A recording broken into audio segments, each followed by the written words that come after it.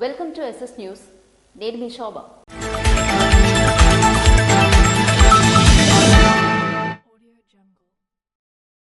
మహిళలపై హింసకు పాల్పడితే చర్యలు తీసుకుంటామని శ్రీకాకుళం జిల్లా కలెక్టర్ స్వప్నిల్ దినకర్ పుణ్కర్ అన్నారు.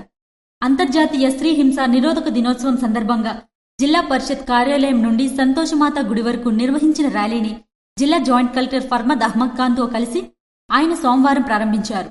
ఈ సందర్భంగా ఆయన మాట్లాడుతూ అంతర్జాతీయ స్త్రీ హింస నిరోధక కార్యక్రమాలు నెల రోజుల పాటు నిర్వహిస్తామన్నారు. ఈ కార్యక్రమంపై మహిళల్లో అవగాహన కల్పిస్తామని పేర్కొన్నారు. వైద్య ఆరోగ్య శాఖ, మహిళా స్త్రీ శిశు సంక్షేమ శాఖ, డిఆర్డీఏ శాఖల సమన్వయంతో ఈ కార్యక్రమం నిర్వహిస్తున్నట్లు చెప్పారు.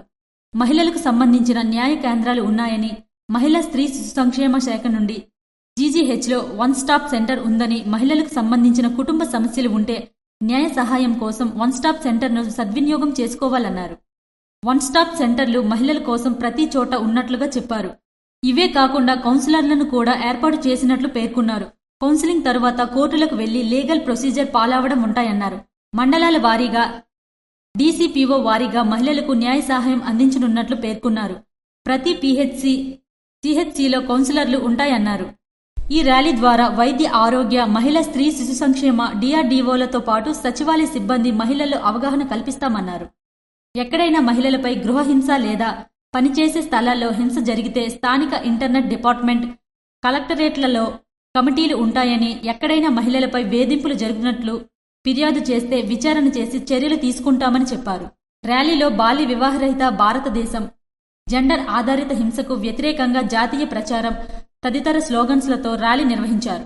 ఈ కార్యక్రమంలో జిల్లా వైద్య ఆరోగ్య శాఖాధికారి డాక్టర్ మీనాక్షి, వెనుకబడిన తరగతుల సంక్షేమ శాఖ జిల్లా అధికారి అనురాధ, మహిళా స్త్రీ శిశు సంక్షేమ శాఖ PD B Shanthisri, DRDA PD Kiran Kumar, వైద్య ఆరోగ్య శాఖ, మహిళా స్త్రీ శిశు సంక్షేమ శాఖ, డిఆర్డీఏ సిబ్బంది పెద్ద ఎత్తున పాల్గొన్నారు.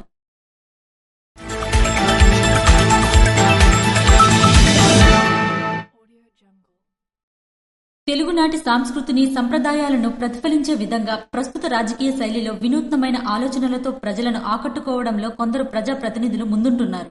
అటువంటి నేతల్లో విజయనగరం పార్లమెంట్ సభ్యులు కలిసిటి అప్పలనాయుడు ఒకరు. 2024 శీతాకాల పార్లమెంట్ సమావేశాలు ప్రారంభమైన సందర్భంగా ఎంపీ కలిసిటి అప్పలనాయుడు చేసిన వినూత్న ప్రదర్శన తెలుగుజాతి గర్వకారణంగా నిలిచింది. తలపాగా, పంచకట్టు ధరించి సైకిల్పై పార్లమెంటుకు చేరుకోవడం ద్వారా ఆయన తెలుగువారి సంప్రదాయాలను దేశమంతటా ఉజ్వలంగా ప్రదర్శించారు.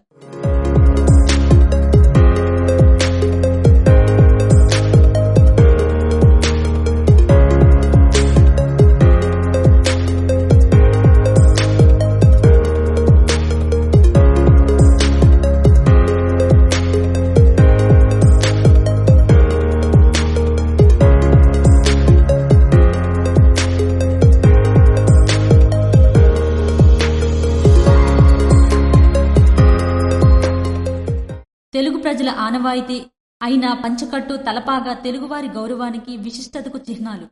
ప్రస్తుతం ఈ సంప్రదాయాలు మన జీవితాల నుండి నెమ్మదిగా దూరమవుతున్న పరిస్థితుల్లో ఎంపీ కలిసిటి అప్పలనాయుడు ఆ అలవాట్లను సమాజానికి గుర్తు చేసేందుకు చేసిన ప్రయత్నం అభినందనీయమైనది. ఆయా వస్త్రధారణతో మాత్రమే కాకుండా తెలుగుదేశం పార్టీ చిహ్నం మరియు పర్యావరణ హితమైన ప్రయాణ సాధనం అయిన సైకిల్ను ఎంచుకోవడమని ఆయన ఆలోచన ధోరణి స్పష్టంగా తెలుస్తుంది.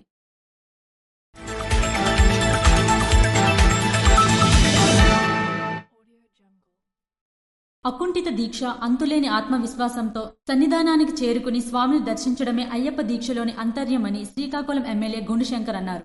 కొత్తూరు సైరిగాంలో అయ్యప్ప మాలదారులు నిర్వహించిన పడిపూజ కార్యక్రమంలో ఎమ్మెల్యే గుండుశంకర్ పాల్గొని ప్రత్యేక పూజలను ఆదివారం నిర్వహించారు. అనంతరం ఆయన మాట్లాడుతూ అయ్యప్ప దీక్ష అద్వితీయమైన నియమాలతో రూపొందించిందని అన్నారు. అయ్యప్ప దీక్షను 41 రోజుల పాటు కఠోర నియమాలు పాటిస్తూ నిష్టగా పూజాది కార్యక్రమాలు ఆచరించే భక్తులకు మంచి జరగాలని కోరుతున్నానన్నారు. తనువు, మనస్సును చెడు నుంచి మంచి మార్గం వైపు మళ్లించే ఈ దీక్షను స్వీకరించిన భక్తులు స్వామియే శరణమయ్యప్ప అంటూ సేవలో తరిస్తుంటారని పేర్కొన్నారు. ఈ దీక్ష కఠోర నియమాలతో కూడుకున్నప్పటికీ దీక్ష వల్ల వచ్చే మానసిక ఆనందం, ఆత్మ పరిశీలన శక్తి, అపూర్వమైన ఆధ్యాత్మిక ఆనందం దీక్ష పరులకు అనుభవంలోకి వస్తాయన్నారు. శబరిమల సన్నిధానంలో ఉండే 18 మెట్లకు విశేష ప్రాధాన్యత ఉందన్నారు. దుష్ట శక్తులను సంహరించడానికి అయ్యప్ప స్వామి ఉపయోగించే 18 ఆయుధాలు వీటిని పేర్కొంటారని వివరించారు. స్వామి సన్నిధానంలో విగ్రహ రూపం దాల్చకముందు ఆ ఆయుధాలను ఒక్కో మెట్టు వద్ద ఉంచారని చెప్పారు.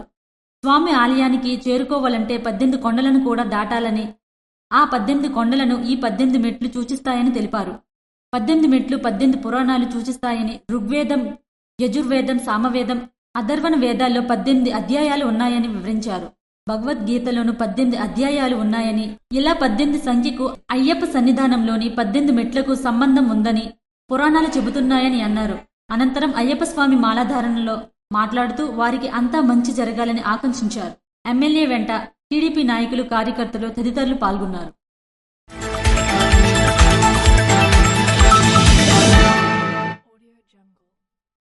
నర్సన్నపేట మండలం కిల్లాం, పోలాకి మండలం కొల్లి మాకివలస గ్రామంలో విద్యుత్ షార్ట్ సర్క్యూట్ కారణంగా చెరుకు పంట కాలి బూడిదైన విషయం తెలిసిందే. సంబంధిత రైతులను ఆదివారం నర్సన్నపేట శాసనసభ్యులు భగ్గు రమణమూర్తి పరామర్శించి అగ్ని ప్రమాద కారణాలను అడిగి తెలుసుకున్నారు.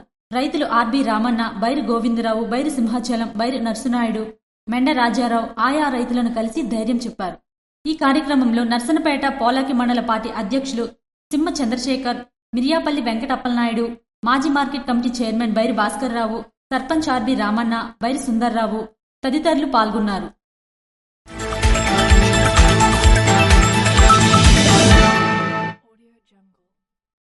సోమవారం జిల్లా పరిషత్ సమావేశ మందిరంలో నిర్వహించిన ప్రజా ఫిర్యాదుల నమోదు మరియు పరిష్కార వేదికలో జిల్లా కలెక్టర్తో పాటు జిల్లా జాయింట్ కలెక్టర్ ఫర్మద్ అహ్మద్ ఖాన్తో కలిసి అర్జీలు స్వీకరించారు.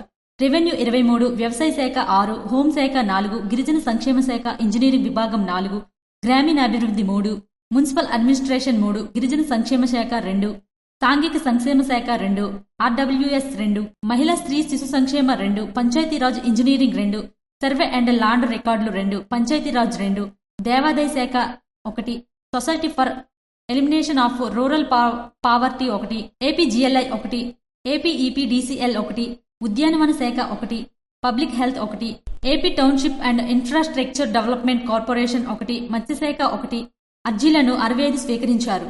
అర్జీల స్వీకరణలో జిల్లా రెవెన్యూ అధికారి M Venkateswararao, APWPD Kiran Kumar, ZP CEO LNB Sridhar Raja ఉన్నారు. ఈ కార్యక్రమంలో ఆయా శాఖలకు సంబంధించిన జిల్లా అధికారులు, కలెక్టరేట్ ఏవో సూర్యనారాయణ తదితరులు పాల్గొన్నారు.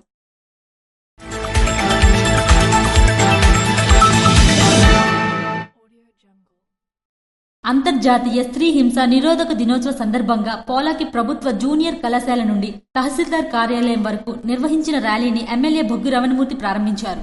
ఈ సందర్భంగా ఆయన మాట్లాడుతూ అంతర్జాతీయ స్త్రీ హింస నిరోధక కార్యక్రమాలు నెల రోజుల పాటు నిర్వహిస్తామన్నారు. ఈ కార్యక్రమంపై మహిళల్లో అవగాహన కల్పిస్తామని పేర్కొన్నారు. వైద్య ఆరోగ్య శాఖ, మహిళా స్త్రీ శిశు సంక్షేమ శాఖ, డిఆర్డీఎస్ శాఖల సమన్వయంతో ఈ కార్యక్రమం నిర్వహిస్తున్నట్లు చెప్పారు. మహిళలకు సంబంధించిన న్యాయ కేంద్రాలు ఉన్నాయని, మహిళా స్త్రీ శిశు సంక్షేమ శాఖ నుండి జీజీహెచ్లో 1 స్టాప్ సెంటర్ ఉందని, మహిళలకు సంబంధించిన కుటుంబ సమస్యలు ఉంటే న్యాయ సహాయం కోసం 1 స్టాప్ సెంటర్ను సద్వినియోగం చేసుకోవాలన్నారు. 1 స్టాప్ సెంటర్లు మహిళల కోసం ప్రతి చోట ఉన్నట్లుగా చెప్పారు. ఇవే కాకుండా కౌన్సిలర్లను కూడా ఏర్పాటు చేసినట్లు పేర్కొన్నారు. కౌన్సిలింగ్ తరువాత కోర్టులకు వెళ్లి లీగల్ ప్రొసీజర్ పాలవడం ఉంటాయన్నారు. మండలాల వారీగా, డీసీపీఓ వారీగా మహిళలకు న్యాయ సహాయం అందించనున్నట్లు పేర్కొన్నారు. ప్రతి సిహెచ్సిలో కౌన్సిలర్లు ఉంటాయన్నారు. ఈ ర్యాలీ ద్వారా వైద్య ఆరోగ్య, మహిళా స్త్రీ శిశు సంక్షేమ, డిఆర్డీఓలతో పాటు సచివాలయ సిబ్బంది మహిళల్లో అవగాహన కల్పిస్తామన్నారు. ఎక్కడైనా మహిళలపై గృహహింస లేదా పనిచేసే స్థలాల్లో హింస జరిగితే స్థానిక ఇంటర్నెట్ డిపార్ట్మెంట్, కలెక్టరేట్లలో కమిటీలు ఉంటాయని, ఎక్కడైనా మహిళలపై వేధింపులు జరిగినట్లు ఫిర్యాదు చేస్తే విచారణ చేసి చర్యలు తీసుకుంటామని చెప్పారు. ర్యాలీలో బాల్య వివాహరహిత భారతదేశం, జెండర్ ఆధారిత హింసకు వ్యతిరేకంగా జాతీయ ప్రచారం తదితర స్లోగన్స్లతో ర్యాలీ నిర్వహించారు. ఈ కార్యక్రమంలో ఎంపీడీఓ, మండల తెలుగుదేశం పార్టీ అధ్యక్షులు మిరియాపల్లి వెంకటప్పలనాయుడు, మాజీ market committee chairman Bairi Bhaskararao, అధికారులు, విద్యార్థులు, వైద్య ఆరోగ్య శాఖ తదితరులు పాల్గొన్నారు. శ్రీకాకుళం రూరల్ మండలం కిష్టపపేట గ్రామంలో వెలిసిన శ్రీ పార్వతీ కైలాసేశ్వర ఆలయంలో ఓం నమశివాయ, ఓం నమో రుద్రాయ అంటూ శివనామ స్మరణతో మారుమ్రోగింది. కార్తీక మాసం చివరి సోమవారం కావడంతో ఎమ్మెల్యే గుండుశంకర్, స్వాతిశంకర్ దంపతులు ఉదయం 4:30 గంటలకే ఆలయానికి చేరుకుని స్వామివారికి ప్రత్యేక పూజలు, అభిషేకాలు, యాగం వంటివి సోమవారం నిర్వహించారు. ఈ సందర్భంగా ఎమ్మెల్యే గుండుశంకర్ మాట్లాడుతూ శివపార్వతులే ఆది దంపతులని, కార్తీక మాసంలో వారిని భక్తి శ్రద్ధలతో కొలిచిన వారికి సకల శుభాలు కలుగుతాయని అన్నారు. నియోజకవర్గ ప్రజలకు మంచి జరగాలని ఆకాంక్షిస్తూ పూజా కార్యక్రమాలు నిర్వహించినట్టు ఎమ్మెల్యే పేర్కొన్నారు. త్రిమూర్తులలో గాని మిగిలిన దేవతామూర్తులలో ఆ సదాశివుడు అత్యంత సాధారణ బోలాశంకరుడుగా ప్రసిద్ధిగాంచాడని ఎమ్మెల్యే గుండుశంకర్ వివరించారు. పార్వతీ సహిత కైలాసేశ్వర స్వామి ఎంతో మహిమ కలిగిన వారని, ఆయనను నిష్ఠగా నిష్కలమైన మనసుతో పూజించిన వారి కోర్కెలు తప్పకుండా తీరుస్తాడని అన్నారు. ఈ ఆలయానికి రూరల్ మండలంతో పాటు శ్రీకాకుళం నగరం నుంచి వేలాదిగా భక్తులు చేరుకుని శ్రీ పార్వతీ కైలాసేశ్వర స్వామివారికి ప్రత్యేక పూజలను నిర్వహిస్తున్నారని ఆలయ అర్చకులు వివరించారు.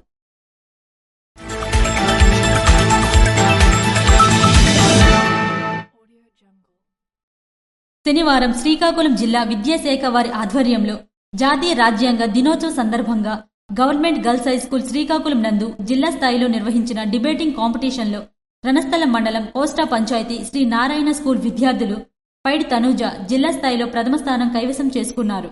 వ్యాసరచన పోటీల్లో బొంగు జ్యోతిక జిల్లా స్థాయిలో ప్రథమ స్థానం కైవసం చేసుకున్నారు. జిల్లా స్థాయిలో అద్భుత ప్రతిభ కనబర్చిన రాష్ట్ర స్థాయికి ఎంపికైన విద్యార్థులను మండల విద్యాశాఖ అధికారి ఏ త్రినాథరావు మరియు లావణ్య అభినందనలు తెలియజేశారు.